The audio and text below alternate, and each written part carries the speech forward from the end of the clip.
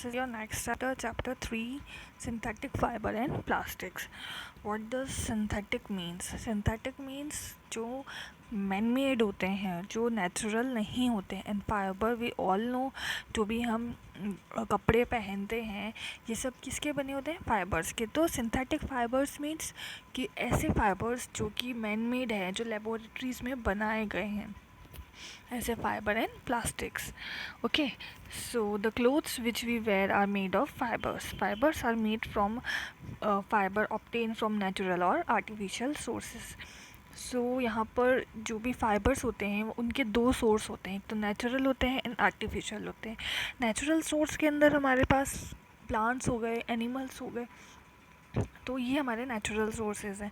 Artificial sources में man made sources आ जाते हैं, लाइक जो भी केमिकल्स हम यूज़ करते हैं फाइबर्स बनाने के लिए वो हमारे आर्टिफिशियल सोर्सेज हैं. ठीक है. You have read in your previous classes that natural fibers like cotton, wool, silk, etc. are obtained from plants or animals. The synthetic fiber, on the other hand, are made by human beings. That is why these are called synthetic or man-made. सो हम previous classes में हमने ये पढ़ा है कि जो natural fibres होते हैं वो क्या होते हैं? कॉटन हो गया, वूल हो गया, सिल्क हो गया, ये सब क्या है? हमारे नेचुरल फाइबर्स हैं जो हमें प्लांट्स एंड एनिमल्स से मिलते हैं. जो सिंथेटिक फाइबर्स होते हैं वो हमारे ह्यूमन बींग्स के द्वारा ही बनाए जाते हैं.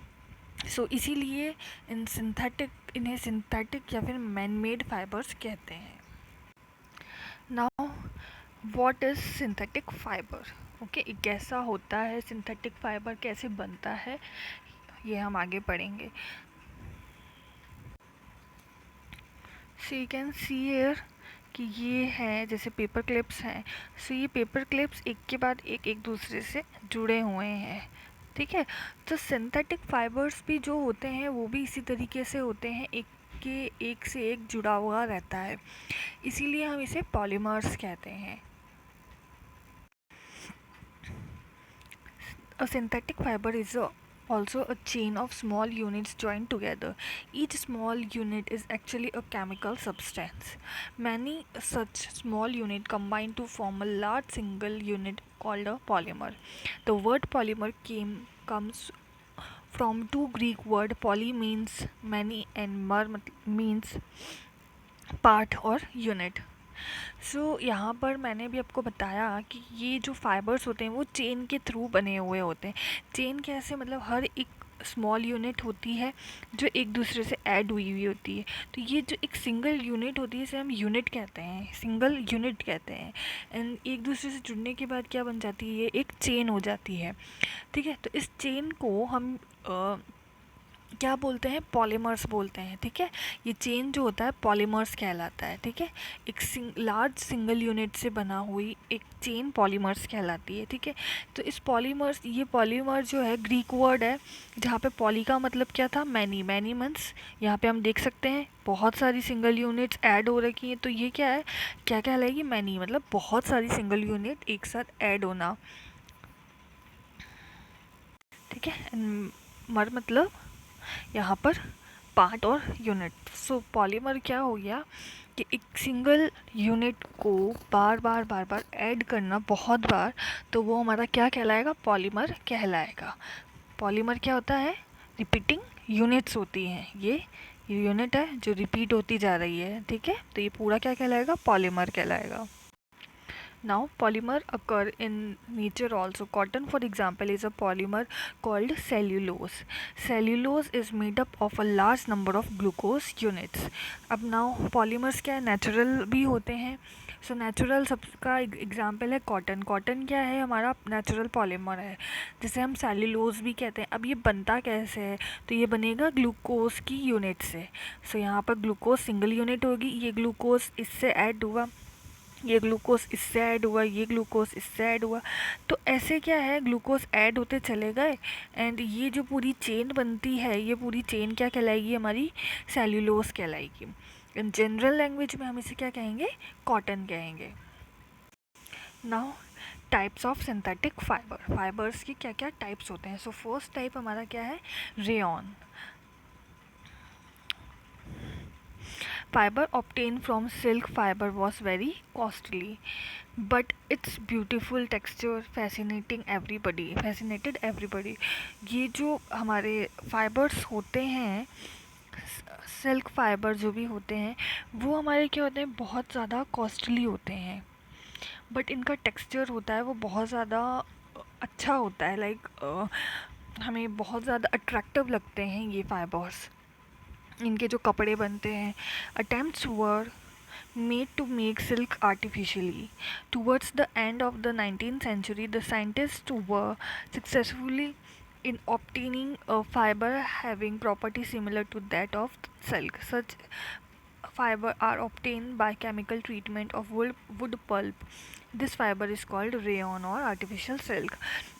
जो रियल सिल्क, जो ओरिजिनल सिल्क होता है, वो तो बहुत कॉस्टली होता है। तो साइंटिस्ट ने 19th सेंचुरी के अंदर क्या करा, एक्सपेरिमेंट्स करे होंगे, एंड उन्होंने केमिकल ट्रीटमेंट से, मतलब जो वुड होता है हमारा, जो प्लांट्स होते हैं जिससे हमें ये मिलता है, उसी पे केमिकल कोई उन्होंने ट्रीटमेंट्स करे होंगे, या ठीक है। सो उसकी वजह से हमारे को क्या मिला है, एक सिमिलर मटेरियल मिला था, सिमिलर फाइबर मिला था रेयॉन के, तो जिसे हम सिल्क के, सो उसे हम क्या कहते हैं, रेयॉन और आर्टिफिशियल सिल्क कहते हैं। सो जितने भी नेचुरल फाइबर्स होते हैं वो बहुत ज़्यादा कॉस्टली होते हैं, इसीलिए हम उन्हें केमिकल के थ्रू अलग से बनाते हैं लेबोरेटरीज़ में, ताकि वो चीप हो, उनकी प्राइस कम हो, एंड अवेलेबल हो पाए वो इजीली, ठीक है। सो यहाँ पर जो हमारा कॉटन, ये सिल्क था, सिल्क का अल्टरनेट हमने क्या बना लिया, रेयॉन बना लिया, ठीक है। ये रेयॉन बना लिया। ये जो होता है सिल्क से सस्ता होता है, एंड जितने भी सिल्क का यूज़ होता है लाइक कपड़े बनाने में उनमें, तो ये इजीली उन चीज़ों के लिए हम यूज़ कर सकते हैं, बेडशीट बना सकते हैं, एंड वुल जो होता है हमारा होता है, उससे भी हम इसमें रेयॉन के साथ ऐड करके हम कारपेट्स बना सकते हैं। Second is nylon. नायलॉन भी मैन मेड फाइबर है, जो कि 1931 में बनाया गया था without using any natural raw material, जिसके अंदर कोई भी नेचुरल रॉ मटेरियल लाइक जो भी प्लांट्स एंड एनिमल को यूज़ करके हम बनाते हैं वो सब नहीं थे, ठीक है। It was prepared from coal, water and air. सिर्फ हमने तीन चीज़ों को इन्होंने यूज़ किया था इसे बनाने के लिए, कोल, वाटर एंड एयर को, ठीक है। ये फुल्ली सिंथेटिक फाइबर है, इसके अंदर कोई नेचुरल फाइबर यूज़ नहीं होता है। बहुत नेचुरल ये नायलॉन फाइबर क्या होता है, बहुत स्ट्रॉन्ग होता है, इलास्टिक होता है एंड लाइट होता है। स्ट्रॉन्ग भी होगा, इलास्टिक मतलब इजीली स्ट्रेचेबल होता है, एंड लाइट मतलब वेट में भी लाइट होता है। It was lustre and easy to wash, so it become very popular for making clothes. So lustrous means यहाँ पर क्या होगा कि बहुत शाइनिंग होती है इसके अंदर, एंड हम इसे इजीली वॉश भी कर सकते हैं, ठीक है। सो ये बहुत पॉपुलर है क्लोथ्स बनाने के लिए। सो नाउ नायलॉन से हम क्या क्या बनाते हैं, सॉक्स बनाते हैं, रोप बनाते हैं, टेंट बनाते हैं, टूथब्रश बनाते हैं, car seat, belt, sleeping bags, curtains, ये सब जो है हम नायलॉन का यूज़ करके बना सकते हैं। नाउ नायलॉन का जो यूज़ है वो पैराशूट्स में, या फिर रोप में, या फिर रॉक क्लाइंबिंग के अंदर, ये जो हम रोप यूज़ कर रहे हैं ना, इन रोप्स के अंदर, इन सब के अंदर नायलॉन का हम यूज़ करते हैं, क्योंकि नायलॉन बहुत ज़्यादा स्ट्रॉन्ग होता है। लाइक एक स्टील वायर होता है ना, उतना स्ट्रॉन्ग होता है नायलॉन। ना यहाँ पे एक एक्टिविटी दे रखी है, इस एक्टिविटी में क्या करना है हमें, कि हमें एक रॉड दे रखी है, इस रॉड पे एक स्टैंड, ये सब दे रखा है, ठीक है। ये कुछ इस तरीके का हमें सेटअप दे रखा होगा। इस सेटअप में हमें क्या करना है कि हमें ये जो थ्रेड है, इस थ्रेड का यूज़ करना है। ये थ्रेड यूज़ करके हमें इस तरीके से एक प्लेट इससे ऐड करनी है, जॉइंट करनी है। इस प्लेट को हमने इसलिए जॉइंट करा ताकि हम इस पर वेट रख सकें। ये जो आपने देखा है ये वेट है, ठीक है। नाउ हमें क्या करना है कि ये जो थ्रेड का यूज़ करके हमें यहाँ पर क्या है, अलग अलग वेट रखने हैं, ठीक है। सो यहाँ पर हमने वेट अलग अलग रखेंगे एंड हम देखेंगे कि कितने वेट पे ये जो थ्रेड है वो ब्रेक हो जाता है, यहाँ से टूट जाता है, ठीक है। तो जैसे हमने 5 रखा, 10 रखा, 15 रखा, जितना भी हम वेट रखेंगे किस पे वो ब्रेक हो रहा है थ्रेड, तो वो जो जिस वेट पे ब्रेक होगा वो उसकी स्ट्रेंथ कहलाएगी। सो ये सेम प्रोसेस हमें अलग अलग थ्रेड्स के लिए यूज़ करना। लाइक कॉटन लेंगे हम सबसे पहले, देन हमने वुल लिया, देन हमने सिल्क लिया, देन हमने नायलॉन लिया। इन सब को हम अलग अलग यूज़ करके, इस थ्रेड की जगह अलग अलग थ्रेड यूज़ करके, अलग अलग वेट यूज़ करके हम सबकी स्ट्रेंथ निकालेंगे। नाउ थर्ड इज़ हमारा क्या है, थर्ड पॉलीएस्टर, ठीक है। तो यहाँ पे पॉलीएस्टर आ जाता है। पॉलीएस्टर क्या है, एक अनदर सिंथेटिक फाइबर है। ये भी fibers made from this fiber does not get wrinkled easily. It remains crisp and easy to wash, so it quite suitable for making dress materials.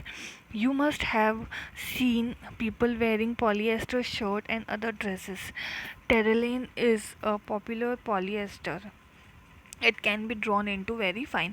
Okay, so जो polyester होता है ये भी क्या है, एक फ़ाइबर है। सो ये फ़ाइबर क्या है, ऐसा फ़ाइबर होता है जिसके जब हम कपड़े बनाते हैं तो उसमें रिंकल्स नहीं आते, मतलब जो सलवटें आ जाती है वो नहीं आती है। तो इसीलिए इनके जो कपड़े होते हैं, ज़्यादातर लोग इन्हीं के कपड़े यूज़ में लेते हैं, पॉलीएस्टर की शर्ट्स पहनते हैं, ठीक है, ताकि उन पर क्या रिंकल्स नहीं पड़े एंड ईज़िली हम इसे वॉश भी कर सकते हैं। नाउ पैट इसका एक एग्जाम्पल है। पैट का फुल फॉर्म होता है पॉलीएथिलीन टेरेफ्थलेट। ओके, सो ये इसका फुल फॉर्म है, पॉलीएथिलीन टेरेफ्थलेट। ये क्या है, पॉलीएस्टर होता है। पॉलीएस्टर का एग्जाम्पल है ये PET। सो आपके एग्ज़ाम्स में आ सकता है इसका फुल फॉर्म, ये आपको याद होना चाहिए। It is use for making bottles, utensils, films, wires and many other helpful product. ये क्या है, ये भी बॉटल्स, यूटेंसिल्स, ये सब बनाने के लिए हम इसे यूज़ में लेते हैं। ना पॉलीएस्टर को अगर हम ब्रेक करें तो क्या बनेगा, poly plus ester. It means poly का मतलब होता है बहुत सारे, और एस्टर का मतलब हमारा जो हम यूज़ में ले रहे हैं केमिकल, ठीक है। तो यहाँ पर क्या है, पॉलीएस्टर का मतलब क्या हो गया, बहुत सारे एस्टर की एक चेन, ठीक है। तो यहाँ पर रिपीटिंग यूनिट्स किसके होंगे, केमिकल कॉल्ड एस्टर, ठीक है। सो यहाँ पर हमें क्या है, जैसे अगर हम किसी भी फाइबर की बात करें, लाइक पॉलीकॉट, पॉलीवूल, टेरिकॉट, तो इनका मतलब क्या होता है, अगर हम इन्हें ब्रेक करके देखें, लाइक पॉलीकॉट को अगर हम ब्रेक करें तो हमारा क्या बनेगा, पॉली प्लस कॉट। तो पॉली का मतलब क्या होगा, पॉलीएस्टर, एंड कॉट का मतलब क्या होगा, कॉटन। तो पॉलीकॉट का मतलब क्या होगा, पॉलीएस्टर एंड कॉटन, ठीक है। वैसे ही पॉलीवूल का मतलब क्या होगा, mixture of polyester and wool, मतलब पॉलीएस्टर एंड वूल से मिलके वो पॉलीवूल बना है। We wear sweaters and uses shawl or blankets in the winter. Many of these are actually not made of natural wool, though they appear to resemble wool. These are prepared from another type of synthetic fiber called acrylic, ठीक है। सो यहाँ पे जितने भी हम sweater, shawls, blankets जो winters के अंदर यूज़ करते हैं वो सब क्या वूल के बने होते हैं। सो इनमें जो फाइबर हम यूज़ करते हैं वो क्या कहलाता है, एक्रेलिक कहलाता है, ठीक है। सो एक्रेलिक के ही ये सब बने होते हैं। The wool obtained from natural sources is quite expensive, whereas the clothes made from acrylic are relatively cheap. जो हम नेचुरल लेंगे ऑब्वियसली वो हमें महंगा पड़ेगा, एक्सपेंसिव पड़ेगा, इसीलिए हमने अल्टरनेट सॉल्यूशन एक्रेलिक निकाला है। एक्रेलिक जो होता है फाइबर वो बहुत सस्ता भी होता है और उनके ये सब ईज़िली बन भी जाते हैं, बहुत सारे कलर्स के अंदर अवेलेबल हो जाता है, ड्यूरेबल होता है, अफोर्डेबल होता है एंड पॉपुलर है ज़्यादा नेचुरल फाइबर से भी। So when you burn synthetic fiber, you find that their behavior is different from the natural fiber. You must have noticed that synthetic fiber melt on heating. This is actually a disadvantage of synthetic fiber. If clothes catches fire, it can be disaster. सो यहाँ पर क्या है कि जो synthetic fibre होते हैं उसके advantages तो हमने पढ़ लिए, पर डिसएडवांटेज उसका ये होता है कि अगर वो फायर कैच कर लेता है, अगर उसमें आग लग जाती है, तो आग लगने पर वो क्या है कि जो नेचुरल फाइबर होता है उसकी जैसे बर्न नहीं होता है, वो क्या होता है, मेल्ट हो जाता है, मेल्ट हो जाता है सिंथेटिक फाइबर। सो ये क्या है, हमारी बॉडी पे मेल्ट होगा तो हमारी बॉडी पे चिपक जाएगा एंड हमारे को ही हार्म करेगा। सो ये एक डिसएडवांटेज है इसका, कि ये क्या है, हमारी बॉडी पे स्टिक हो जाता है अगर हमने ऐसे पहन रखा है इसने आग पकड़ ली है तो। सो ये एक इसका डिसएडवांटेज है। So now characteristic of synthetic fibre. Characteristics मतलब क्या क्या इनमें क्वालिटीज़ होती हैं। सो अभी तक हमने पढ़ा है कैरेक्टरिस्टिक के क्या क्या उनके यूजेस है, क्या क्या क्वालिटीज़ है। तो हम क्या है, वही है ड्रेस मटेरियल के अंदर हम इन्हें यूज़ करते हैं, क्योंकि ये क्या इजीली तो ड्राई हो जाते हैं, ड्यूरेबल होते हैं, लेस एक्सपेंसिव मतलब सस्ते भी होते हैं, इजीली अवेलेबल हो जाते हैं हमें, एंड हमें इजीली मेंटेन भी हम इसे रख सकते हैं। सो बहुत सारे बेनिफिट्स होते हैं, इसीलिए हम सिंथेटिक फाइबर्स को ज़्यादा यूज़ करते हैं। सो यहाँ पर एक्टिविटी दी हुई है, सेम उसके अंदर ये करा हुआ है कि हमने दो क्लोथ्स ले लिए। दो क्लोथ्स कौन से, एक तो नेचुरल ले लिया है, नेचुरल फाइबर ले लिया है, और एक सिंथेटिक फाइबर ले लिया है। दैन दोनों को हमने वाटर में डिप करा। वाटर में डिप करने के बाद हमने इसे क्या कर दिया, सन में उसे कुछ देर के लिए छोड़ दिया, ठीक है। तो हम क्या देखेंगे, थोड़ी देर बाद हमने उनके वॉल्यूम्स मतलब जो वाटर का वॉल्यूम है, कितना वाटर उसमें प्रेजेंट है, सूखा कितना सूखा है, वो हमने देखा। तो हम क्या देखेंगे कि जो हमारा नेचुरल वाला था वो कम होगा, मतलब इजीली नहीं सूखा होगा, एंड जो हमारा सिंथेटिक होगा वो हमारा सूख चुका होगा। So this is the difference